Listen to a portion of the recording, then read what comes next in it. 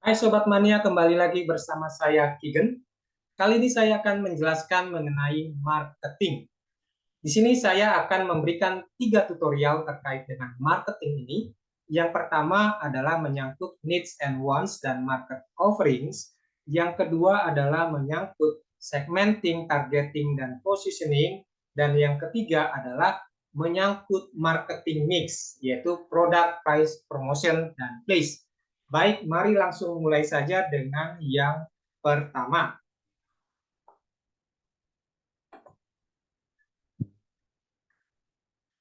Sebelum menjelaskan mengenai needs and wants dan market offerings, saya akan menjelaskan terlebih dahulu mengenai definisi dari marketing. Marketing adalah aktivitas menentukan produk, harga, promosi, dan tempat produk yang dibutuhkan dan diinginkan konsumen sehingga dapat memberikan kepuasan bagi konsumen dan mencapai tujuan perusahaan.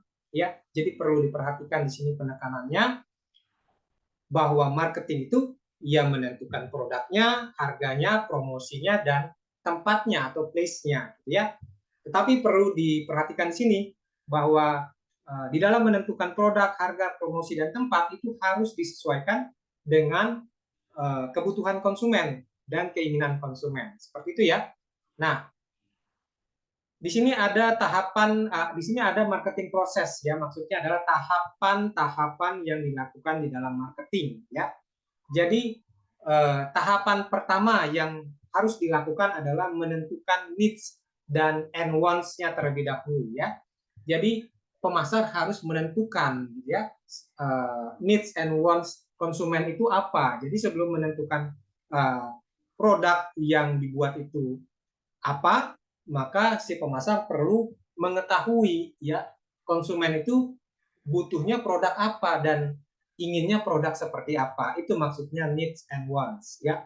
Nah, tahapan berikutnya yang ada di dalam marketing adalah menentukan market offerings ya. Di sini pemasar menentukan produk yang dipasarkannya itu berupa apa, apakah barang fisik atau service ya, atau event, experiences, atau organization dan lain-lain ya. Jadi si pemasar perlu menentukan yang dipasarkannya itu barang fisik, jasa atau yang lain-lain gitu ya.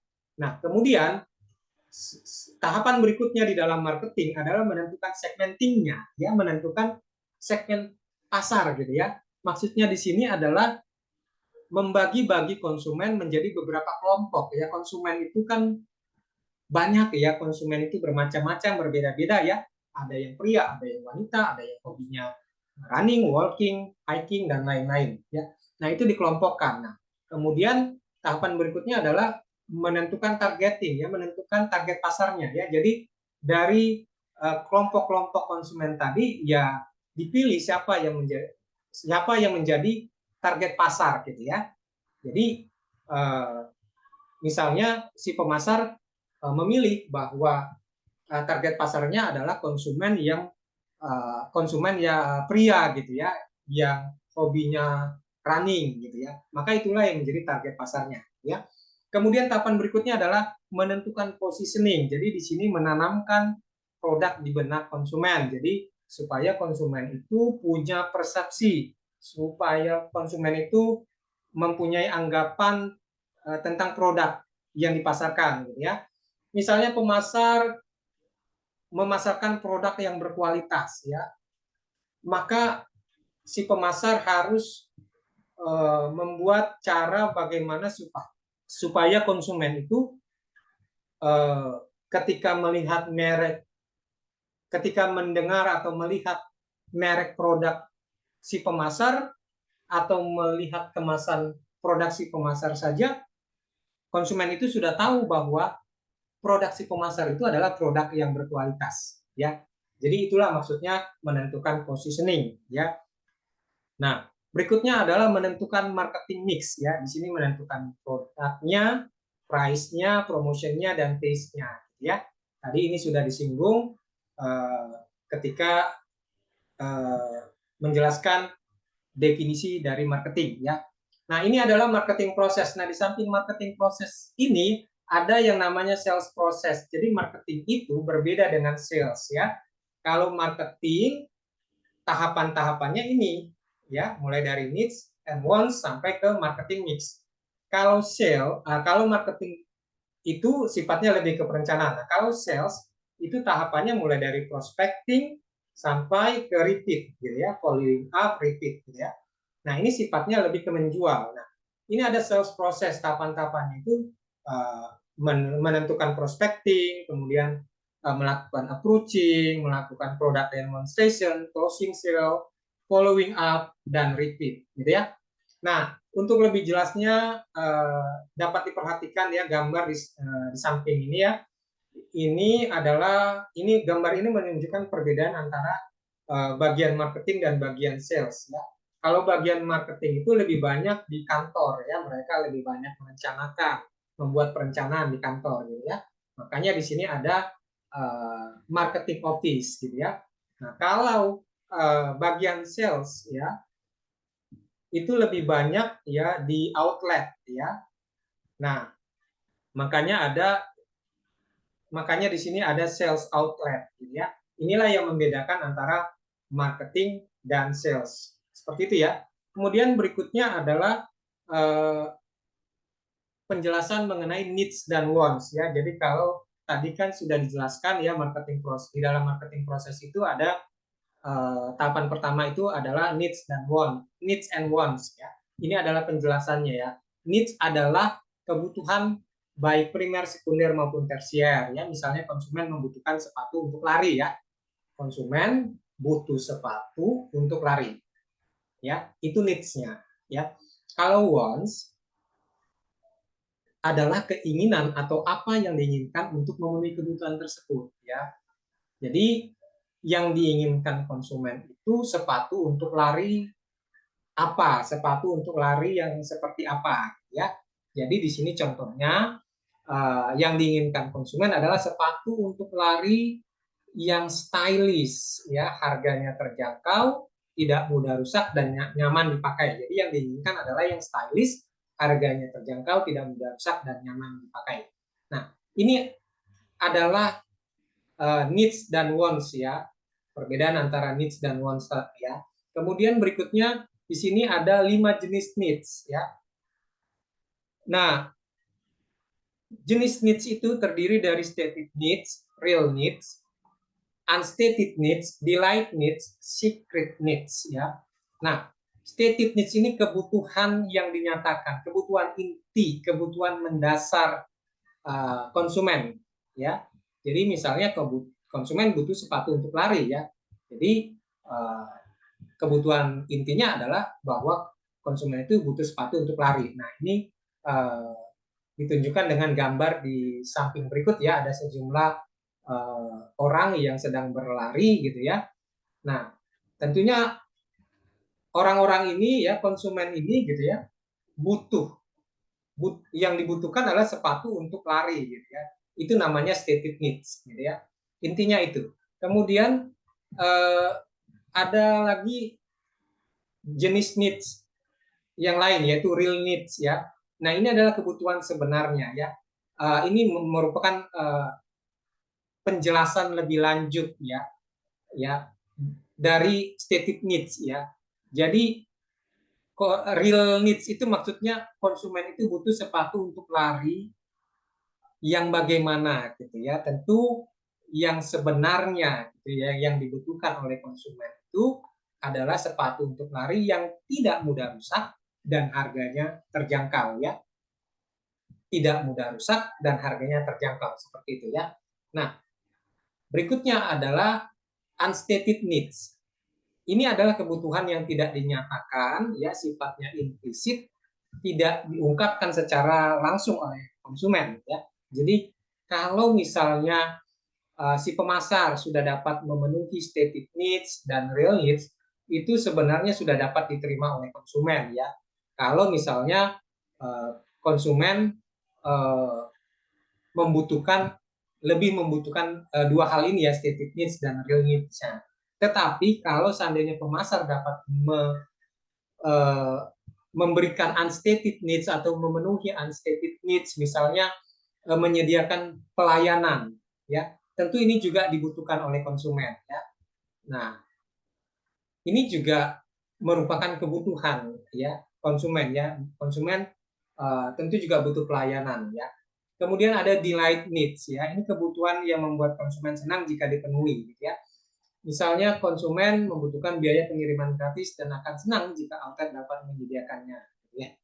Nah, tidak hanya pemasar gitu ya. Tadi kan sudah menyediakan pelayanan. Nah, di sini si pemasar juga memberikan biaya pengiriman gratis. Nah, tentunya ini akan membuat konsumen semakin senang gitu ya. Nah, secret needs ini adalah kebutuhan yang enggan dinyatakan konsumen meskipun membutuhkannya ya. Jadi konsumen tentu juga butuh ya yang butuh pujian, butuh penghargaan ya orang lain atas sepatu yang dikenakannya ya. Jadi konsumen butuh dipuji juga ya kalau misalnya sepatunya itu sepatu yang stylish ya, sepatu yang unik ya, yang beda dari yang lainnya. Nah, kalau seandainya pemasar dapat memenuhi kelima jenis needs ini, tentunya akan membuat konsumen merasa senang dan akhirnya merasa puas seperti itu ya. Nah, berikutnya adalah market offerings ya. Jadi tadi di dalam marketing proses itu kan ada needs and wants dan kemudian ada market offerings. Nah, kali ini saya akan menjelaskan mengenai market offerings ya. Nah, selanjutnya saya akan menjelaskan market offerings. Nah, ini maksudnya adalah hal yang dapat ditawarkan atau dipasarkan oleh pemasar. Jadi, pemasar itu dapat produk yang ditawarkan oleh atau dipasarkan oleh pemasar itu bentuknya beda-beda ya.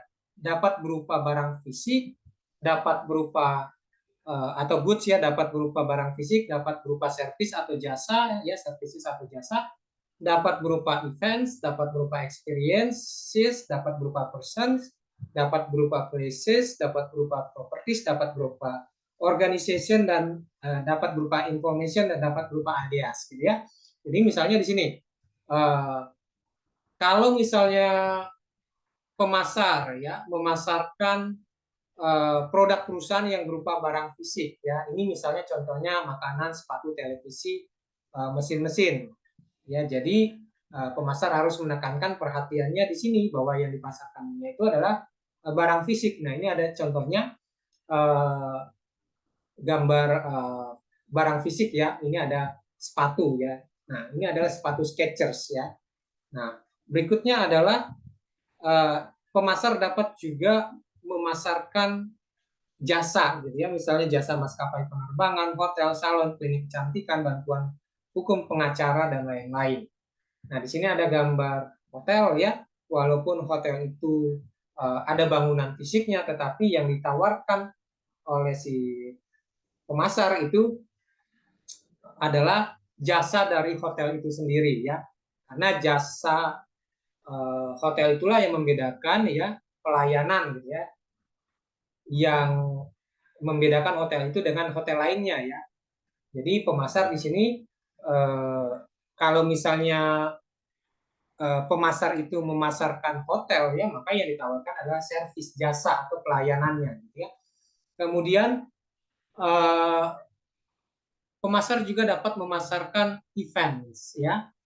Nah, misalnya pertunjukan atau pameran seni, olimpiade dan lain-lain. Ya, di sini ada gambar pertunjukan ya, performance art gitu ya. Kemudian berikutnya pemasar juga dapat memasarkan experiences ya. Kalau misalnya pemasar ini bekerja di sebuah industri tempat hiburan gitu ya, maka yang dipasarkan adalah experiences ya. Ya, sejauh mana tempat hiburan ini memberikan pengalaman yang berharga, yang menyenangkan bagi konsumen ya. Experiences ya. Itulah yang ditawarkan oleh si pemasar. Kemudian pemasar juga dapat memasarkan persons. Nah, misalnya memasarkan artis, musisi, pengacara, dan lain-lain. Ini ada gambar artis ya. Nah, artis-artis ini kan juga kalau ingin semakin terkenal ya perlu juga dipasarkan gitu ya. Nah, pemasar dapat memasarkan artis-artis ini gitu ya. Kemudian places. Nah, ini tempat-tempat menarik gitu ya yang ada di sebuah negara gitu ya. Misalnya ini ada gambar sebuah tempat di Turki yang dipenuhi oleh bunga-bunga yang bermekaran, yang berwarna-warni, ya, yang beragam gitu ya. Nah, tempat ini tentunya menarik ya. Nah, yang dipasarkan oleh si pemasar adalah tempat ya, tempat ini gitu ya. Itu yang namanya places gitu ya. Kemudian properties. Nah, di sini pemasar dapat memasarkan perumahan, apartemen. Nah, ini ada contoh gambar apartemen yang dapat dipasarkan oleh pemasar. Kemudian organization ya, pemasar juga dapat memasarkan organizations ya. Di sini pemasar dapat memasarkan universitas, museum ya. Ini adalah contoh dari museum yang dipasarkan oleh pemasar ya. Jadi bagaimana supaya pengunjungnya banyak ya, seperti itu. Kemudian pemasar juga dapat memasarkan information ya, informasi. Nah, di sini pemasar dapat memasarkan informasi hasil laboratorium atau cek kesehatan ya, atau juga misalnya pemasar dapat memasarkan informasi yang ada pada majalah dan surat kabar ya, dan lain-lain. Nah, di sini ada gambar majalah ya. Nah, walaupun majalah itu bentuknya fisik ya, tetapi sebenarnya yang dipasarkan di dalam majalah itu adalah informasi yang ada di dalam majalah itu ya. Jadi sejauh mana informasi yang ada di dalam majalah itu adalah informasi yang akurat, yang berharga bagi konsumen ya, yang sesuai dengan fakta. Nah, inilah yang dipasarkan oleh si pemasar gitu ya. Kemudian ada ideas ya. Nah, di sini pemasar dapat memasarkan ide atau gagasan makanan sehat pada produk herbal atau organik ya. Jadi saat ini kan banyak sekali ya produk-produk organik yang bermunculan ya. Maksudnya produk-produk yang dihasilkan tanpa bahan kimia, tanpa pestisida ya. Nah, di sini pemasar memasarkan ide, gagasan ya agar konsumen itu beralih dari mengkonsumsi makanan yang tidak sehat menjadi mengkonsumsi makanan yang sehat, yang organik ini. Nah, itu maksudnya dengan ide ya, ideas atau ide atau gagasan. Nah, itu adalah market offerings ya. Nah, demikian yang dapat saya sampaikan. Sampai jumpa pada tutorial berikutnya. Terima kasih.